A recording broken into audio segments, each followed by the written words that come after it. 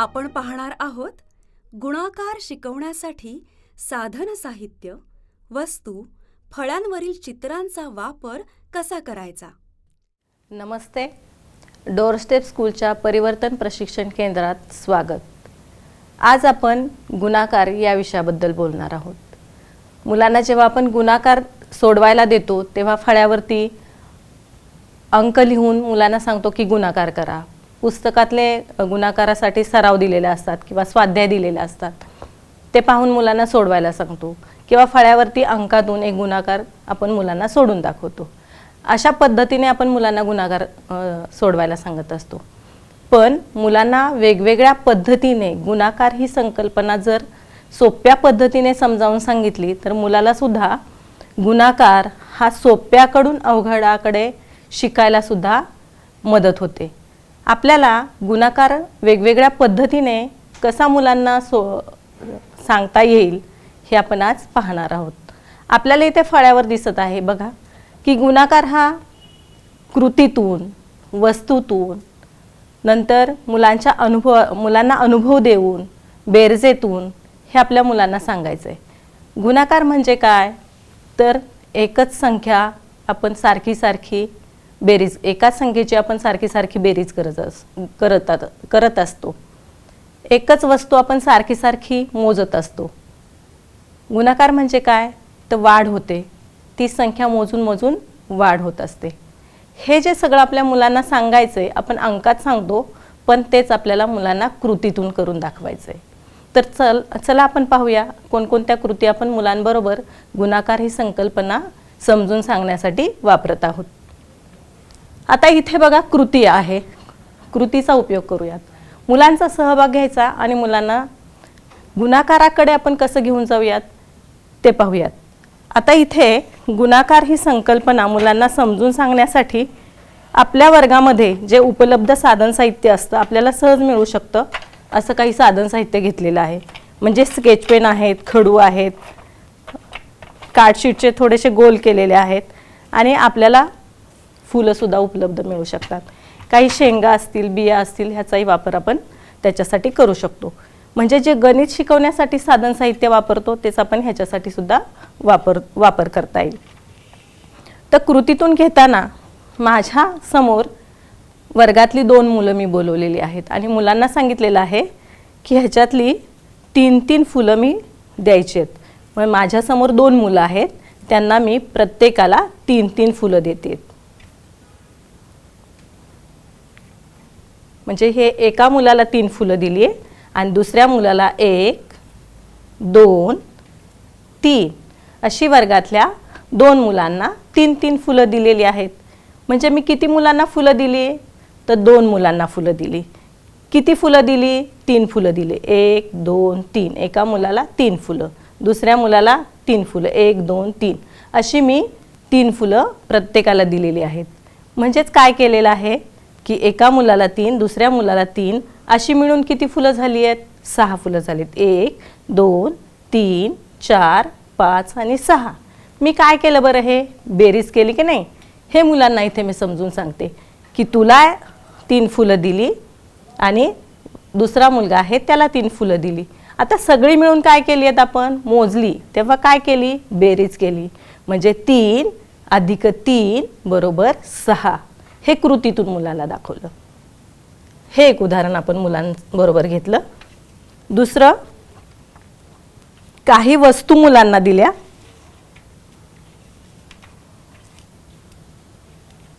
जसं आपण घेतो तसंच ही प्रत्यक्ष कृती मुलांना मी दिलं स्वतः।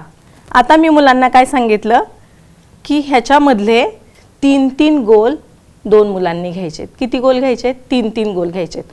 म्हणजे पहिलं काय केलं, मी मुलांना दिलं, मी मोजून दाखवलं। आता दुसऱ्या वेळेला काय करते, वस्तूंचा वापरच करणार आहे, पण इथे 2 मुलांना बोलवलं आणि मुलांना सांगितलं ह्याच्यातल्या 3 वस्तू तू घे, 3 गोल तू घे। मग मुलांनी घेतले, एका मुलाने 3 घेतले, दुसऱ्या मुलाने सुद्धा 3 घेतले। मग किती झाले बरं एकूण मिळून? 1, 2, 3, 4, 5, 6 दोघांचे मिळून किती गोल झाले? 6 गोल झाले। एकाकडे किती होते? 3 होते, दुसऱ्याकडे किती होते? 3 होते। म्हणजे दोघांचे मिळून 6 गोल झालेले आहेत. किती गोल झालेत? 6. किती जणांकडचे? दोघांचे. दोघांचे मिळून 6 गोल झालेत. म्हणजे 3 अधिक 3 बरोबर 6. इथे पण 2 आपल्याला गोल दिसत आहेत. दोन मुलांना दिलेलं दिसतंय आणि फुलं सुद्धा आपण 2 मुलांना दिलेली होती. ती सुद्धा किती झाली होती? 6 झाली होती. आता वस्तू दिल्यात त्या पण किती झाल्यात? 6 झाल्यात. किती मुलांना दिल्या? 2 मुलांना दिल्या. म्हणजे अशा वस्तूंच्या स्वरूपामध्ये मुलांना आपण ही संकल्पना समजावून सांगतो. आता पुढे फळ्याचा वापर करूयात. जे मुलांना आपण प्रत्यक्ष कृतीतून घेत आहोत तेच फळ्यावरती सुद्धा उदाहरण सोडून दिसते आपल्याला. ही काही 2 ताटं आहेत आणि ह्या ताटांमध्ये फुलं दिसत आहेत. बघा, हे एक ताट आहे, त्याच्यामध्ये 1 2 3 फुलं आहेत. एका ताटामध्ये किती फुलं आहेत? 3 आहेत. दुसऱ्या ताटामध्ये 1 2 3. दुसऱ्या ताटामध्ये पण किती फुलं आहेत? 3 फुलं आहेत. ताटं किती आहेत बरं? 2 आहेत बरं का. म्हणजे ताटं किती आहेत? 2 आहेत. मी इथं लिहिलं 1 2. 2 ताटं दिसत आहेत. फुलं किती आहेत प्रत्येक ताटामध्ये? 1 2 3. इथं फुलं किती लिहिलेली आहेत? 3. म्हणजे 2 ताटं आहेत, एका ताटामध्ये 3 फुलं आहेत. अशी सगळी मिळून एकूण फुलं किती आहेत? 6. म्हणजे ह्या सगळ्यांची मी बेरीज केलेली आहे. 3 अधिक 3 बरोबर 6. म्हणजे 2 ताटामधल्या एकूण फुलांची संख्या किती झाली? 6. म्हणजे 3 अधिक 3 बरोबर 6. हेच आपल्याला बेरजेच्या स्वरूपामध्ये मांडायचे. 3 ह्या चौकोनामध्ये 3 फुलं आहेत, दुसऱ्या चौकोनामध्ये 3 फुले आपल्याला दिसत आहेत, तर सगळी मिळून 6 फुलं झाली आहेत. म्हणजेच काय केलं आपण? बेरीज केलेली आहे. ही 3 फुलं 3 अधिक 3 बरोबर 6. आपल्याला एकूण किती फुलं दिसत आहेत? 6. हे काय केले आपण? बेरजेच्या स्वरूपामध्ये मांडणी केलेली आहे. म्हणजे हे उदाहरण कृतीतून वस्तूंचा वापर करून फळ्यावरती चित्र काढून नंतर बेरजेच्या स्वरूपामध्ये त्याची मांडणी करून आपण मुलांना ही संकल्पना सांगितलेली आहे. आता ह्याचाच वापर करून आपल्याला शाब्दिक उदाहरणाकडे मुलांना घेऊन जायचं. हीच 3 फुलं आहेत. 2 ताटांमध्ये जी फुलं ठेवली होती की नाही आपण, त्याचीच आपल्याला माळ करायची आहे. मग आपण किती माळा केल्यात बरं? ह्या 2 माळा केलेल्या दिसतात. 1 आणि 2. 2 माळा आहेत. एका माळेमध्ये किती फुलं आहेत? 1 2 3. दुसऱ्या माळेमध्ये 1 2 3. अशा किती माळा आहेत? 2. प्रत्येक माळेमध्ये 3 फुलं आहेत. अशा 2 माळा आहेत. म्हणजे 2 गुणिले 3. म्हणजे आपल्याला हे उदाहरण मांडताना जे आपण गुणाकाराच्या स्वरूपामध्ये मांडणार आहे ते आपल्याला इथे दिसते. म्हणजे 3 फुलं आहेत, 1 2 3 लिहिलेले आहे. म्हणजे प्रत्येक माळेमधली फुलांची संख्या 3 आहे, पण माळा किती आहेत आपल्या? 2 आहेत.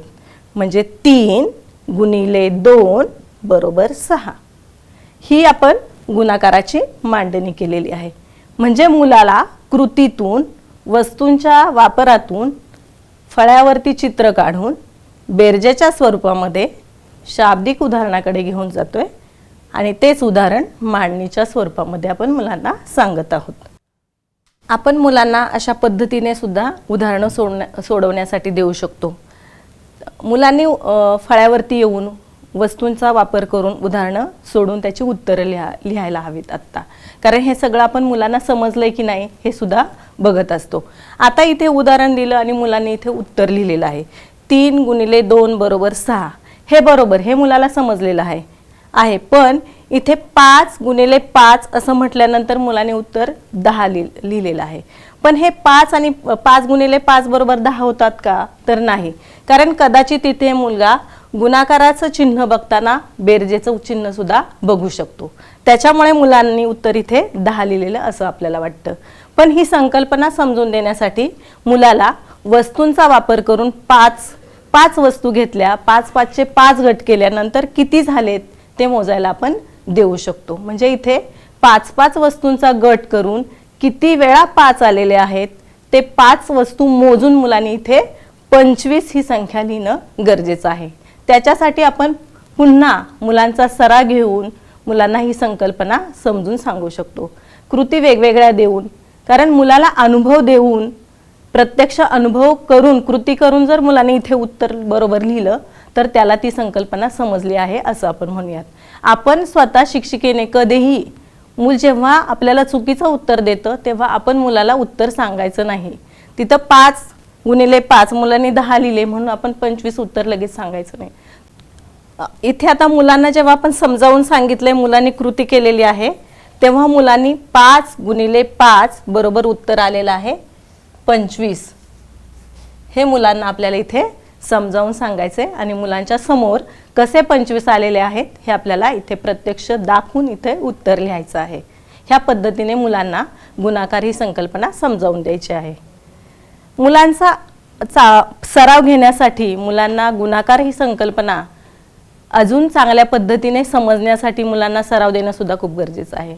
त्याच्यासाठी डोरस्टेप स्कूलच्या गणित साधन साहित्य बॅगेमध्ये गुणाकारासाठी मुलांना सराव देण्यासाठी साधन साहित्य उपलब्ध आहे, की जी आपण संकल्पना मुलांची घेतलेली आहे कृतीतून, चित्रातून, वस्तूतून, तेच इथे आपल्याला प्रत्यक्ष अनुभव मुलांना देण्यासाठी होईल. म्हणजे इथे दिलेलं आहे, फुलं दिलेली आहेत, मग किती फुलं आहेत ती मोज, त्याचे गट किती केलेले आहेत ते बघ. म्हणजे मुलांनी 2 2 2 4 अशी किती फुलं झालेली आहेत, 8 फुलं झाली आहेत. म्हणजे किती गट झाले, 2चे गट केलेले आहेत. म्हणजे 2 गुणिले 4 बरोबर 8. ही संकल्पना सुद्धा मुलाला ह्या चित्रातून लक्षात येते. पुढे काही चित्र दिलेले आहेत आणि ती मांडणी काय आहे बेरजेच्या स्वरूपामधली, ही सुद्धा मुलाला लक्षात येते. म्हणजे 5 फळांची टोपल्या आहेत, त्या टोपल्यांमध्ये प्रत्येकी 3 फळं आहेत.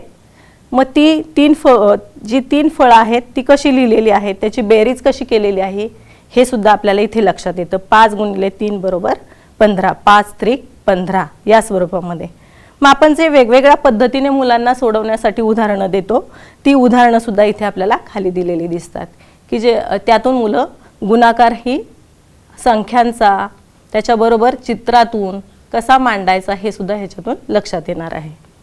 हे आपल्या मुलांना समजण्यासाठी उपयोगी होतं. त्याचबरोबरीने मुलांना गुणाकार जो आपण अंकांमध्ये मुलांना देतो, इथे जी मांडणी केलेली आपल्याला दिसते तीच मांडणी, तशीच उदाहरणं आपल्याला ह्या चार्टमध्ये सुद्धा मुलांना देता येतील. कारण आपण मुलांना गटामध्ये अभ्यास देतो, गटामध्ये कृती करायला देतो, त्यावेळेला मुलाला जर हा चार्ट दिला गुणाकाराचा तर आपण मुलाला त्याच्या वहीमध्ये पाटीवरती सोडवायला देऊ शकतो आणि त्याचबरोबरीने गटामध्ये सुद्धा मुलांबरोबर कृती घेऊ शकतो. म्हणजे इथे एक उदाहरण आपण सोडवलेलं दिसतंय. 4 गुणिले 4 बरोबर किती झाले 16. खाली काही उदाहरणं दिलेली आहेत, त्याच्यामध्ये मुलांनी उत्तर लिहिणं अपेक्षित आहे. तर उत्तराचे असे कार्ड सुद्धा आपल्याला इथे दिसतात. छोटे छोटे कार्ड आहेत, ते मुलांनी इथे 6 गुणिले 3 बरोबर उत्तर काय येईल तर 18. मग मुलांनी इथे कार्ड लावायचं आहे. ह्या पद्धतीने आपण मुलांना सरावासाठी हे साधन देऊ शकतो. असे एक अंकी संख्येची गुणाकाराची उदाहरणं मुलं सोडू शकतात आणि त्याचबरोबर 2 अंकी 1 अंकी संख्येची सुद्धा उदाहरणं मुलांना सोडवण्यासाठी इथे दिलेली आहेत आणि त्याचे उत्तराचे कार्ड सुद्धा इथे आहेत. म्हणजे अशा पद्धतीने ह्या साधनाचा उपयोग करून आपण मुलांना सराव देऊ शकतो आणि ह्याचा फायदा नक्कीच मुलांना होतो. मुलं स्वतः सुद्धा आपापले अभ्यास करत, कृती करत हे साधन घेऊन गुणाकार सोडवत असतात.